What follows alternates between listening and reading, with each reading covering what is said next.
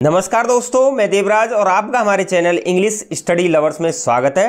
दोस्तों, आप इस वीडियो के अंतर्गत देखना चाहेंगे कि हमने आपके लिए एक मॉडल पेपर तैयार किया है जो सेट ग्रेजुएशन लेवल एग्जाम के लिए बहुत ही बेनिफिशियल होने वाला है। इस मॉडल पेपर के अंतर्गत इंग्लिश के सारे जो टॉपिक हैं आपके आएंगे, उन सारे टॉपिक्स को हमने कवर किया है और प्रत्येक टॉपिक से लगभग हमने 5 क्वेश्चन उठाए हैं जो बहुत ही महत्वपूर्ण है और आपके जो एग्जाम में जो प्रश्न आएंगे उसी के अनुसार हमने इस मॉडल पेपर को तैयार किया है। तो दोस्तों, वीडियो को ज़्यादा ना लंबा करते हुए शुरू करते हैं। तो पहला जो क्वेश्चन है वो है choosing the correct synonym of the given word, यानी एक शब्द दिया गया है और इसमें से आपको सिनोनिम बताना है। सिनोनिम का मतलब होता है पर्यायवाची यानी समानार्थी शब्द। तो यहाँ एक शब्द दिया हुआ है कमेमोरेट। तो यहाँ पर कमेमोरेट को आपको देखना है कि कमेमोरेट का मतलब क्या होता है और उसका सिनोनिम क्या है। तो ऑप्शन बोस्ट, रिमेंबर, मैनिपुलेट और हार्मोनाइज। तो इसका जो सही आंसर है वो है रिमेंबर, यानी कमेमोरेट और रिमेंबर का सही जो उच्च अर्थ है वो होता है पुण्य स्मरण करना, याद दिलाना। तो यहाँ पर इसका जो राइट आंसर होगा दोस्तों वो बी होगा, रिमेंबर। अगले प्रश्न की तरफ जाते हैं। ग्रीष्म, ग्रीष्म एक वर्ड है, ये सिनोनिम है क्योंकि हमारे यहाँ सिनोनिम के 5 लगातार क्वेश्चन चलेंगे तो उससे ही रिलेटेड है। ग्रूसम का हमें देखना है कि हेटफुल, पेनफुल, ट्रेजिक और फ्राइटफुल। तो यहाँ इसका जो राइट आंसर होगा दोस्तों वो होगा फ्राइटफुल यानी भयंकर। तो ग्रूसम का जो सही समानार्थी वर्ड है वो है फ्राइटफुल। तो डी इसका राइट आंसर हो जाएगा। अगले प्रश्न की तरफ जाते हैं। टायरनी। तो टायरनी का यहाँ देखना है ए मिसरूल, पावर, मैडनेस और क्रूअल्टी। तो यहाँ टायरनी मिस होता है अत्याचार, निरंकुशता। तो इसका जो सही अर्थ होगा, समानार्थी होगा वो क्रूअल्टी होगा। तो टायरनी का जो राइट आंसर होगा वो डी होगा। नेक्स्ट चलते हैं। अक्यूज यहां देखना है कि अक्यूज का सिनोनिम क्या होगा। Absolve, vindicate, exonerate, impeach. तो यहां जो एक्यूज जो है उसका जो राइट आंसर है वो हो जाएगा दोस्तों इम्पीच, यानी एक्यूज का जो राइट आंसर है वो इम्पीच हो जाएगा। एक्यूज का मतलब होता है दोष लगाना और इम्पीच का भी मतलब होता है दोष लगाना। नेक्स्ट चलते हैं अगले प्रश्न की तरफ। एडमोनिश का देखना है option A threaten, option C उल्टा हो गया, कोई दिक्कत नहीं, अपील, प्रेज और सपोर्ट। तो यहाँ एडमोनिश का जो 5वां जो क्वेश्चन है उसका जो राइट आंसर है वो हो जाएगा थ्रेटन, यानी धमकी देना या चेताना या धिक्कारना। तो इन दोनों का ये सेम अंतर है, यानी सेम समानार्थी शब्द है।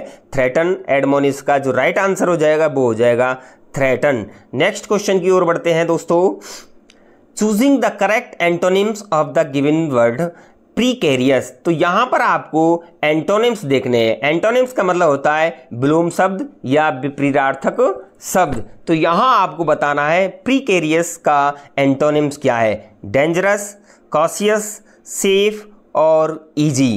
तो यहां आपका जो सही आंसर हो जाएगा वो हो जाएगा सेफ।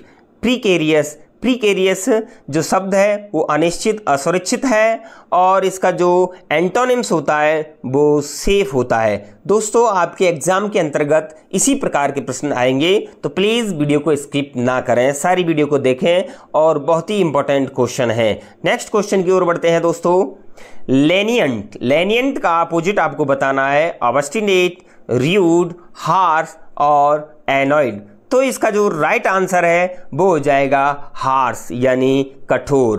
तो लेनियंट मिस होता है उदार और हार्श मिस होता है कठोर। तो लेनियंट का जो राइट अपोजिट है वो हार्श हो जाएगा। नेक्स्ट क्वेश्चन की ओर बढ़ते हैं। वर्च्यू का आपको बताना है फ्रॉड, वाइस, विकेडनेस और क्राइम। तो इसका जो राइट आंसर है वो हो जाएगा वाइस, यानी वाइस का मतलब होता है दोष और वर्च्यू का मतलब होता है गुण। तो इसका जो राइट आंसर है वो हो जाएगा वाइस। अगले प्रश्न की तरफ जाते हैं।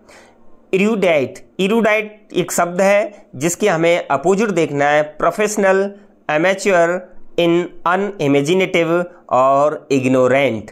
तो यहाँ पर आपका जो राइट आंसर हो जाएगा वो हो जाएगा इग्नोरेंट। तो यहाँ इरूडाइट का जो राइट आंसर है वो इग्नोरेंट हो जाएगा। क्यों हो जाएगा? इरूडाइट माने होता है विद्वान और इग्नोरेंट माने होता है अज्ञानी। तो इसका जो राइट आंसर है वो डी हो जाएगा। अगले प्रश्न की तरफ जाते हैं। मैलिशियस बहुत ही अच्छा वर्ड है, बहुत ही अच्छा शब्द है, आने की संभावना रहेगी क्वेश्चन की। तो बोस्टफुल, इंडिफरेंट, काइंड और जनरस। तो इसका जो राइट आंसर है वो हो जाएगा जनरस। क्या हो जाएगा? जनरस। मैलिशियस माने होता है दुर्भावनापूर्ण और जनरस होता है उदार। तो इसका जो मैलिशियस का जो राइट आंसर अपोजिट है वो जनरस हो जाएगा। नेक्स्ट क्वेश्चन की ओर बढ़ते हैं। In each of the following questions choose the most suitable one word for the given expression. यानी यहाँ आपको वन वर्ड यानी एक जो शब्द होता है, एक अर्थक शब्द जो होता है उसके आपको वन वर्ड बताना है। A person who believes that pleasure is the chief good. यानी एक व्यक्ति जो मुख्य जो चीफ गुड होता है उसमें आराम ढूंढता है, या एक ऐसा व्यक्ति जो खुशी को ही सबसे अच्छा स्रोत मानता है, उसे क्या बोलते हैं? हेडोनिस्ट, स्टोइक, सेंसुअल और एपिक्योर। तो यहाँ इसका जो राइट आंसर है वो हो जाएगा हेडोनिस्ट। ऐसे व्यक्ति को हम सुखवादी बोलते हैं। क्या बोलते हैं?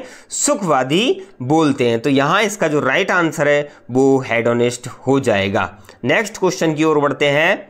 Animals living on land and in water. जानवर जो पानी और जमीन पर रहते हैं, ऐसे जानवर को क्या कहा जाता है? तो एम्बिग्यूअस, एम्फीबियन, अमॉर्फस, एम्बिवेलेंट। तो यहाँ जो राइट आंसर हो जाएगा वो हो जाएगा एम्फीबियन। यानी ऐसे जानवरों को हम उभयचर बोलते हैं, जो पानी में भी रहते हैं और ज़मीन पर भी रहते हैं। तो इसका जो राइट आंसर है वो बी हो जाएगा। अगले प्रश्न की तरफ जाते हैं। One who loves books. व्यक्ति जो किताबों को पसंद करता है। बिब्लियोफिली, बिब्लियोफिल, बिब्लियोग्राफर या बिब्लियोग्राफिस्ट। तो यहाँ जो राइट आंसर है वो हो जाएगा बिब्लियोफिल। तो यहाँ इसका जो आंसर है वो सी हो जाएगा। तो वन हु लव्स बुक्स उसे हम बिब्लियोफिल बोलते हैं, यानी पुस्तक प्रेमी बोलते हैं। तो ये इसका सही आंसर हो जाएगा। नेक्स्ट क्वेश्चन की ओर जाते हैं। A person pretending to be somebody he is not. व्यक्ति जो अपने आप को दूसरा होने का या ना होने का बहाना बनाता है उसे क्या बोलते हैं? Impostor, liar, rogue, magician. तो इसका जो राइट आंसर है वो हो जाएगा इम्पोस्टर। यानी ऐसे व्यक्ति को हम क्या बोलते हैं? ढोंगी बोलते हैं। क्या बोलते हैं? ढोंगी बोलते हैं। अगले प्रश्न की तरफ जाते हैं। One who Yeats human flesh. व्यक्ति जो मानवीय मांस को खाता है उसे क्या बोलते हैं? Beast, savage, cannibal, carnivorous. तो इसका जो राइट आंसर है वो हो जाएगा कैनिबल। तो कैनिबल ये राइट आंसर हो जाएगा, यानी नरभक्षक। ऐसे व्यक्ति को हम क्या बोलते हैं? नरभक्षक बोलते हैं। तो इसका राइट आंसर सी हो जाएगा। अगले प्रश्न की तरफ जाते हैं। Supply correct form of the verb in the sentence given below. यहाँ पर आपको कुछ वाक्य दिए हुए हैं जो correct form of the verb यानी टेंस से रिलेटेड है। उन क्वेश्चंस को आपको सॉल्व करना है। साथ ही साथ आपको ये भी देखना है कि हमारी तैयारी कितनी अच्छी है और हम कितने क्वेश्चंस को अटेम्प्ट कर सकते हैं। तो पहला क्वेश्चन दिया हुआ है, बहुत ही अच्छा क्वेश्चन है, कई बार एग्जाम में पूछा गया है, इसलिए मैंने इस क्वेश्चन को यहाँ रखा है। तो how long dash here, are you wait, you wait, are you waiting और हैव यू बीन बेटिंग। तो यहाँ पर आपको एक चीज़ देखनी है कि हाउ लॉन्ग, यहाँ समय दिया हुआ है, टाइम दिया हुआ है। तो यदि किसी सेंटेंस में टाइम दिया हुआ होता है और सिंस फोर आती है तो वहाँ तो करते ही है प्रेजेंट परफेक्ट कंटिन्यूअस, लेकिन टाइम भी दिया हुआ होता है और सिंस और फोर दी हुई है तो वहाँ पर प्रेजेंट परफेक्ट होता है। लेकिन यहाँ टाइम दिया हुआ है, केवल क्या दिया हुआ है? टाइम दिया हुआ है, सिंस और फोर नहीं दिया है। तो यहाँ प्रेजेंट परफेक्ट कंटिन्यूअस यानी have you been waiting answer इसका सही हो जाएगा। तो यहाँ how long have you been waiting here, तो ये इसका डी करेक्ट आंसर हो जाएगा। अगले क्वेश्चन की तरफ जाते हैं। Look children dash cricket in the ground, play are playing, were playing और प्लेड। तो यहाँ आपको ध्यान रखना है, यदि स्टार्टिंग में फर्स्ट सेंटेंस में यदि सेंटेंस लुक से स्टार्ट होता है और एक्सक्लेमेटरी ये साइन आता है इस तरह से और लुक आता है, तो वहाँ पर हमें प्रेजेंट कंटिन्यूअस टेंस का ही प्रयोग करना है। तो यहाँ आर प्लेइंग ये राइट आंसर हो जाएगा। अगले प्रश्न की तरफ जाते हैं। 200 new houses blank by the end of the next year are built, will be built, will have been built, have been built. अब आपको ध्यान रखना है, यदि बाई प्लस टाइम आ जाता है, बाई प्लस टाइम आ जाता है, तो उस टेंस में हम विल हैव बीन बिल्ट यानी फ्यूचर परफेक्ट कंटिन्यूअस का फॉर्म करते हैं, सॉरी फ्यूचर परफेक्ट का प्रयोग करते हैं। तो यहाँ हम 3 यानी 3 ऑप्शन इसका करेक्ट आंसर है। 200 new houses will have been built by the end of next year. तो यहाँ तीसरा इसका राइट आंसर हो जाएगा। नेक्स्ट क्वेश्चन की ओर बढ़ते हैं। Slow and steady blank the race, won, win, wins, are won. बहुत ही अच्छा क्वेश्चन है, कई बार डायरेक्टली पेपर में पूछा गया है। तो slow and steady wins the race, ये फिक्स फ्रेज है, slow and steady wins the race. तो विंस इसका सही आंसर हो जाएगा। अगले प्रश्न की तरफ जाते हैं। The patients blank before the doctor केम। तो आपको ध्यान रखना है, इस प्रकार से कोई सेंटेंस आता है और बिफोर उस सेंटेंस में आती है, तो बिफोर के बाद हमेशा पास्ट इंडेफिनेट लगता है और बिफोर से पहले हमेशा पास्ट परफेक्ट लगता है। The patient had died before the doctor केम। तो दूसरा वाला इसका राइट आंसर हो जाएगा। अगले प्रश्न की तरफ जाते हैं और अगला प्रश्न यहाँ पर आपको एक पैसेज दिया हुआ है और पैसेज को पढ़ के आपको सारे क्वेश्चन यहाँ पर सॉल्व कर लेने हैं। तो यहाँ पर हम देखना चाहेंगे कि ये पैसेज दिया हुआ है और पैसेज को आपको पढ़ के ही आपको सॉल्व करना है। यदि मैं इस पैसेज को पूरा पढ़ूंगा तो वीडियो बहुत ही लंबी हो जाएगी और आप अपनी तैयारी के अनुसार देखना कि कौन सा क्वेश्चन सही है या कितने टाइम में हमने कर दिया। तो being old and weak the old lady was. तो यहाँ जो क्वेश्चन नंबर 21 जो दिया है, तो इसका जो राइट आंसर है being old and weak the old lady was. तो यहाँ इसका जो राइट आंसर है वो है सी, यानी fed up with her life. अगले प्रश्न की तरफ जाते हैं। The old lady expresses her wish to die, to live long, to live comfortably, to do no more work, none of the above। तो इसका जो राइट आंसर है वो है to die। ठीक है ना। तो राइट जो आंसर है वो है पहला to die। The angel of death appeared to। तो तीसरा जो क्वेश्चन दिया हुआ है उसमें देखना है fulfill her desire, to place her bundle on her head, to listen to her tale of woe, to kill her और none of these। तो यहाँ जो तीसरे का जो आंसर है वो है ए, फुलफिल हर डिजायर। अगले क्वेश्चन की तरफ जाते हैं। The angel of death did not fulfil the lady's desire, was not ready to oblige her, fulfil her desire, could not help her or none of these. तो यहाँ चौथे का जो राइट आंसर है वो हो जाएगा सी, यानी फुलफिल्ड हर डिजायर। ये इसका राइट आंसर है। अगले क्वेश्चन की तरफ जाते हैं। The moral of the story is that everybody wants to die, nobody wants to die, man is mortal, death is preferable to a life of suffering, none of these above. तो यहाँ इसका जो right answer है वो हो जाएगा nobody wants to die. अगले प्रश्न की तरफ जाते हैं। Find out the word from the passage opposite in meaning to emaciated. तो यहाँ डेबिलिटेटेड, डेक्रिपिट, गॉन्ट और रोबस्ट। तो इसका जो राइट आंसर है वो हो जाएगा रोबस्ट। तो यहाँ ये पैसेज का पूरे आंसर मैंने देख दिए हैं, फिर भी आप पूरे पैसेज को पढ़ें और अपनी तैयारी को देखें कि हम कितना सॉल्व कर सकते हैं। अगले प्रश्न की तरफ जाते हैं।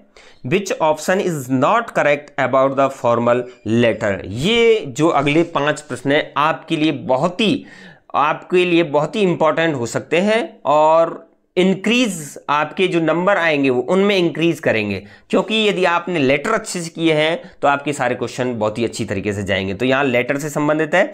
Which option is not correct about the formal letter, यानी फॉर्मल लेटर से संबंधित कौन सा ऑप्शन सही नहीं है। तो simple, clear and straightforward language, ये बिल्कुल सही है, यहाँ बिल्कुल सही है। उसके बाद the first paragraph should be straightforward, ये भी बिल्कुल सही है। The body should be divided into different paragraph as per content, ये भी सही है। The writer can assume a tone of his own intimacy, ये घनिष्ठता नहीं होती है, क्योंकि ये जो होती है, ये जो टोन होती है वो केवल इनफॉर्मल लेटर में होती है, तो ये बिल्कुल गलत है। No intimacy showing phrases should be use, ये भी सही है। तो इसका जो राइट आंसर है वो हो जाएगा चौथा, यानी ये ऑप्शन बिल्कुल फॉर्मल लेटर से संबंधित नहीं है, तो यहाँ चौथा इसका राइट आंसर हो जाएगा। अगले प्रश्न की तरफ जाते हैं। The date of a letter is written in formal letter, यानी फॉर्मल लेटर में डेट को कहाँ लिखा जाता है? Salutation, in the heading, main body, none of the above. तो यहाँ इसका जो राइट आंसर है वो हो जाएगा 2, यानी हेडिंग में डेट को लिखा जाता है। अगले प्रश्न की तरफ जाते हैं। In order to have desired effect on the recipient what should a formal letter be, यानी फॉर्मल लेटर के अंतर्गत रिसिपिएंट पर क्या प्रभाव डाला जा सकता है, किस प्रकार से? It is written in communicative style, in the proper format, grammatically correct, to the point and relevance, यानी कौन कौन सी चीज़ें हैं जो रिसिपिएंट होता है, प्राप्त करने वाला होता है, उसके प्रभाव से ज़्यादा प्रभावित होता है। तो यहाँ इसका जो राइट आंसर है वो हो जाएगा, ये नहीं है, इसमें कम्युनिकेटिव स्टाइल नहीं होती है, बल्कि इन द प्रॉपर फॉर्मेट होता है, ग्रामेटिकली करेक्ट होता है फॉर्मल लेटर, और to the point and relevance होता है। तो ये इसका सही आंसर है, ये बिल्कुल गलत है। अगले प्रश्न की तरफ जाते हैं। Where should the salutation be mention in an official letter, यानी ऑफिशियल लेटर में सैल्यूटेशन को कहाँ लिखा जाता है? तो यहाँ पर आपके सामने ऑप्शन दिए हुए हैं। At the right hand side below the subject, at the middle of the side below the subject, at the left hand side below the subject, at the end of the letter. तो यहाँ पर आपको देखना है कि इसमें से जो राइट आंसर है वो है तीसरा वाला, यानी जो सैल्यूटेशन होता है वो लेफ्ट हैंड साइड में सब्जेक्ट के नीचे लिखा जाता है। अगले प्रश्न की तरफ जाते हैं। Which of the following is the key characteristics of a dummy official letter, यानी डमी ऑफिशियल लेटर की प्रमुख विशेषता क्या है? Completely formal language, informal and personal tone, दो dealing with official matters, written only to foreign officials, strictly use for public announcements. तो यहाँ पर जो राइट आंसर है उसका ये है इनफॉर्मल एंड पर्सनल टोन, दो डीलिंग विद ऑफिशियल मैटर्स, यानी ऑफिशियल मैटर से रिलेटेड जितने भी ये पत्र लिखे जाते हैं उनमें इनफॉर्मल और पर्सनल लेटर की कुछ टोन नज़र आती है। तो यहाँ इसका जो राइट आंसर है वो हो जाएगा बी। नेक्स्ट क्वेश्चन की ओर बढ़ते हैं दोस्तों। What is the meaning of indispensable? ये आपका ऑफिशियली जो टेक्निकल टर्म से रिलेटेड जो वर्ड होते हैं उनसे रिलेटेड आएगा, और आपको देखना है कि कौन सा वर्ड आपका सही हो सकता है। तो इंडिस्पेंसेबल का अर्थ आपको बताना है प्रभारी, व्यय, अपरिहार्य और हस्ताक्षर। तो यहाँ पर इसका जो राइट आंसर है 27वां, जो वो है अपरिहार्य। तो इसका जो इंडिस्पेंसेबल का जो राइट आंसर होता है, राइट जो वर्ड मीनिंग होती है वो है अपरिहार्य। तो ये इसका सही आंसर हो जाएगा। अगले प्रश्न की तरफ जाते हैं। What is the meaning of inspection, यानी इंस्पेक्शन का अर्थ क्या होता है? पुनरीक्षण, वीक्षण, किस्त और निरीक्षण। तो यहाँ इंस्पेक्शन का जो सही अर्थ है वो होता है निरीक्षण करना। अगले प्रश्न की तरफ जाते हैं। What does the idiom break the ice mean, यानी ब्रेक द आइस, इस जो फ्रेज है ईडियम है उसका सही अर्थ क्या है? तो आपके सामने 4 ऑप्शन दिए हुए हैं। To fall in ice cold water, to start a conversation in a social setting, to create a problem, to damage something fragile. तो इसका जो ब्रेक द आइस है उसका सही राइट आंसर है B, to start a conversation in a social setting. अगला प्रश्न है। What is the meaning of the idiom वन द मिडनाइट ऑयल, और इस समय आप वन द मिडनाइट ऑयल से लगे हुए होंगे, यानी मतलब आप दिन और रात मेहनत कर रहे होंगे सेट का एग्जाम क्लियर करने के लिए। ये बहुत ही अच्छी ईडियम फ्रेज है। तो work late into the night, waste energy, sleep early, light a fire in the dark. तो इसका जो राइट आंसर है वो हो जाएगा work late into the night, यानी रात तक कठोर मेहनत करना। नेक्स्ट क्वेश्चन की ओर बढ़ते हैं। What does the idiom bite the bullet mean? यानी bite the bullet का अर्थ क्या है? To act bravely in a difficult situation, to fight with someone, to eat quickly, to avoid a problem. तो यहाँ bite the bullet का सही answer होगा to act bravely in a difficult situation. अब next question की ओर जाते हैं. The idiom a blessing in discuss means, यानी जो अर्थ है अ ब्लेसिंग इन डिस्कस का मीनिंग जो है फ्रेजल वर्ब है. ईडियम जो है, ईडियम सॉरी फ्रेजल वर्ब तो नहीं है, ईडियम्स जो है उसका अर्थ क्या है? A bad event, a mistake with hidden benefits, a trick, a quick decision. तो यहाँ पर अ ब्लेसिंग इन डिस्कस का मतलब है a mistake with hidden benefits. तो यहाँ ये बी इसका राइट आंसर हो जाएगा. अगले प्रश्न की तरफ जाते हैं. What does the idiom let the cat out of the bag mean? यानी let the cat out of the bag जो ईडियम है उसका अर्थ क्या है? To reveal a secret, to release an animal, to hide something, to make a plan. तो इसका जो राइट आंसर है वो हो जाएगा टू रिवील ए सीक्रेट. इसका राइट आंसर है. अगले क्वेश्चन की तरफ जाते हैं. Choose the correct active voice for the sentence the cake was eaten by the children. ये पैसिव में बना हुआ है. अब आपको इसका क्या बनाना है? एक्टिव बनाना है. हालांकि ये किस में है? पैसिव में है. तो the children have eaten the cake, the children eat the cake, the children eat the cake, the children will eat the cake. तो यहाँ इसका जो राइट आंसर है वो है the children eat the cake, क्योंकि पास्ट जो इंडेफिनिट है वो किस में बदल जाता है? पास्ट कंटिन्यूअस में चेंज हो जाता है. तो the children eat the cake इसका राइट आंसर होगा. अगले प्रश्न की तरफ जाते हैं. Select the correct passive form they are cleaning the house. यहाँ पर आपको पैसिव फॉर्म भरनी है. यहाँ एक्टिव में दिया हुआ है. अब इसका पैसिव आपको बनाना है. They are cleaning the house. तो the house is being clean by them. तो ये इसका राइट आंसर हो जाएगा. The house is being clean by them. ये इसका राइट ऑप्शन है. अगले प्रश्न की तरफ जाते हैं. Choose the correct passive voice he is delivering the speech now. तो यहाँ पर आपको ये एक्टिव दिया हुआ है. इसका हमें क्या बनाना है? पैसिव बनाना. तो the speech is delivered by him now. The speech is being delivered by him now. The speech was delivered by him now. The speech has been delivered by him now.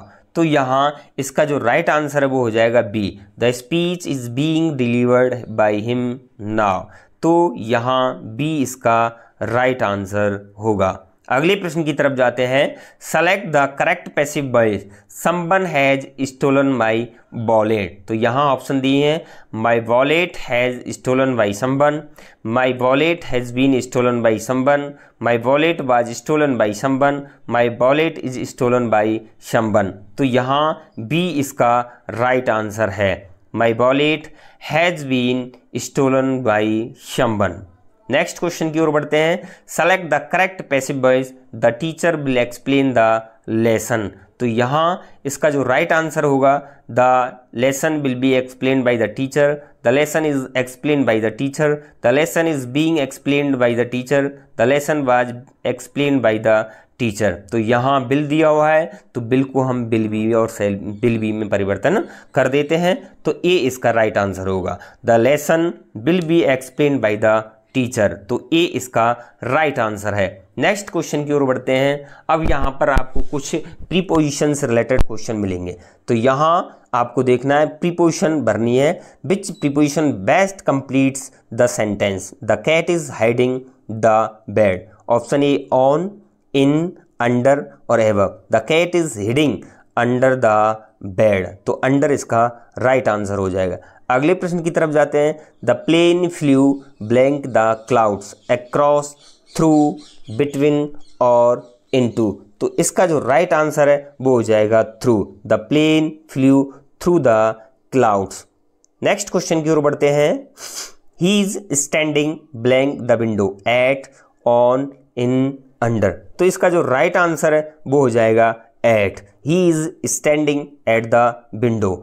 अगले प्रश्न की तरफ जाते हैं. I am interested blank learning new languages in, on, at और by. तो इसका जो राइट आंसर है वो हो जाएगा इन। इन इसका राइट आंसर है। He walked blank the street across on at और इनटू। तो यहाँ इसका जो राइट आंसर है वो हो जाएगा across. He walked across the city. तो ए इसका करेक्ट आंसर है।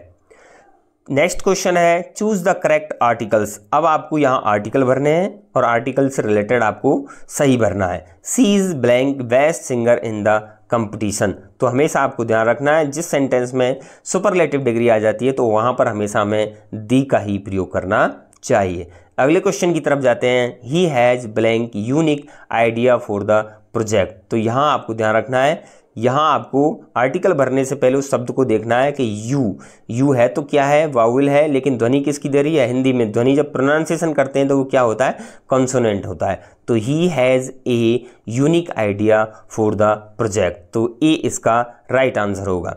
Moon is very bright tonight. तो a and the no article. तो इसका जो राइट आंसर है वो हो जाएगा the moon is very bright tonight. यानी जो विश्व की अद्वितीय जितनी भी चीज़ें होती हैं वहाँ पर हमें दा का ही यूज करना चाहिए। अगले प्रश्न की तरफ जाते हैं। Choose the correct determiner I don't have friends in this city. तो यहाँ पर आपको क्या भरना है, डिटर्मिनर भरने हैं, ठीक है ना। तो मैनी, मच, फ्यू, एवरी। तो I don't have many friends क्यों आएगा, क्योंकि ये क्या है, काउंटेबल है और प्लूरल है, इसलिए हमने किसका प्रयोग किया, मैन का प्रयोग किया। अगले क्वेश्चन की तरफ जाते हैं। Do you have blank money left. तो यहाँ option A any, much, every और सम। तो यहाँ जो राइट आंसर है वो हो जाएगा any. Do you have any money left. तो एनी इसका राइट आंसर है। अगले क्वेश्चन की तरफ जाते हैं।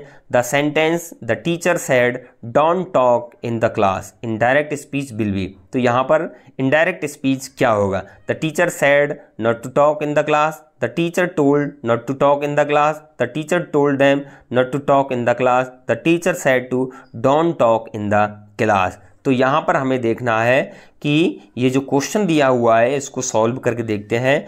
तो द टीचर, तो द टीचर आ जाएगा, सैड को हम किस में बदल देंगे, टोल्ड में बदल देंगे। फिर उसके बाद टीचर किससे कह रहा है, बॉयज, तो बॉयज के लिए क्या आ गया, देम। फिर डोंट, डू नॉट से स्टार्ट है तो not to talk in the class. तो ये इसका राइट आंसर हो जाएगा सी वाला। अगले प्रश्न की तरफ जाते हैं। He said I will come tomorrow will be changed to. तो इसको हमें चेंज करना है। He said that he will come tomorrow, he said that he would come the next day, he said he is coming tomorrow, he told that he would come the next day. तो हमें इसको change करना है। तो ही आ जाएगा, sad आ जाएगा, उसके बाद दैट आ जाएगा। आई को किस में चेंज कर देंगे, थर्ड पर्सन ही, तो बिल को वुड में, कम और टुमारो को द नेक्स्ट डे में। तो बी इसका राइट आंसर होगा। तो दोस्तों ये इस वीडियो के अंतर्गत हमने इंग्लिश के जो आपके टॉपिक दिए हुए हैं सेट ग्रेजुएशन एग्जाम लेवल में, तो उससे रिलेटेड जितने भी टॉपिक्स थे उनसे रिलेटेड हमने 5-5 क्वेश्चन को यहाँ पर रखने का प्रयास किया है और एक तरह से मॉडल पेपर आपके लिए बनाया है। और इस मॉडल पेपर के माध्यम से आप ये भी जान सकते हैं कि हमारी तैयारी कैसी है और कितना हम इंग्लिश ग्रामर के अंतर्गत क्वेश्चन को अटेम्प्ट कर सकते हैं। तो दोस्तों आई होप ये वीडियो आपको अच्छी लगी होगी। यदि अच्छी लगी है तो प्लीज़ हमारी वीडियो को लाइक, शेयर, कमेंट जरूर करें। चैनल पर पहली बार विजिट कर रहे हैं तो प्लीज़ हमारे चैनल को सब्सक्राइब करना ना भूलें, साथ ही साथ बेल आइकन दबाना भी ना भूलें, जिससे कि आने वाली वीडियोज आपको समय पर मिलती रहे। आज के लिए बस इतना ही, मिलते हैं किसी अन्य वीडियो के साथ, तब तक के लिए धन्यवाद दोस्तों।